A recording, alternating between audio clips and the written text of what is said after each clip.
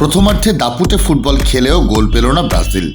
দ্বিতীয়ার্ধের শুরুতে পিছিয়ে পড়ার পর বদলি নামলেন কিংবদন্তি মার্তা, কিন্তু তিনিও পারলেন না দলকে কক্ষপথে ফেরাতে।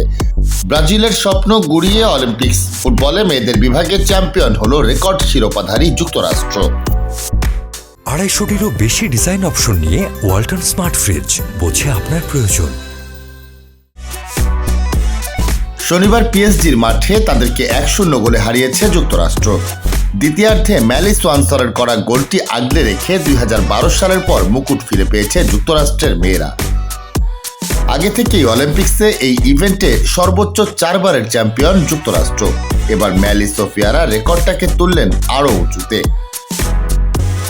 2008 সালের পর প্রথমবারের মতো এই ইভেন্টের ফাইনালে উঠল ব্রাজিল, কিন্তু এবারও সোনার হাসির সঙ্গী হলো না তাদের। দলটির রেকর্ড গোলদাতা মার্তাকেও অলিম্পিক্স শেষ করতে হলো আক্ষেপ নিয়ে। কার্ডের খাড়ায় 2 ম্যাচ নিষিদ্ধ থাকা মার্তাকে বেঞ্চে রেখে সেরা একাদশ সাজান ব্রাজিল কোচ। তবে শুরু থেকে আক্রমণাত্মক ফুটবলের পসরা মেলে দলটি। বলের নিয়ন্ত্রণে ও আক্রমণে এগিয়ে থাকা ব্রাজিল প্রথমার্ধের যোগ করার সময়ও পেয়েছিল ভালো সুযোগ, কিন্তু বক্সের ভেতর থেকে গাবি পর্থিওর দারুণ শট ফিরিয়ে যুক্তরাষ্ট্রের তাতা এলিসা।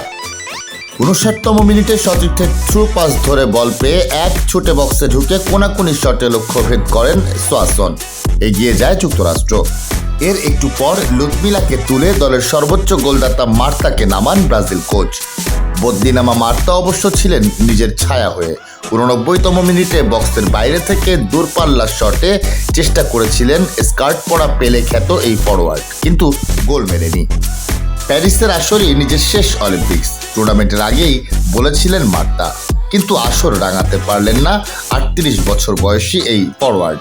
সব মিলিয়ে প্যারিসের আসর চরম হতাশায় শেষ হলো এই ব্রাজিলিয়ান কিংবদন্তির।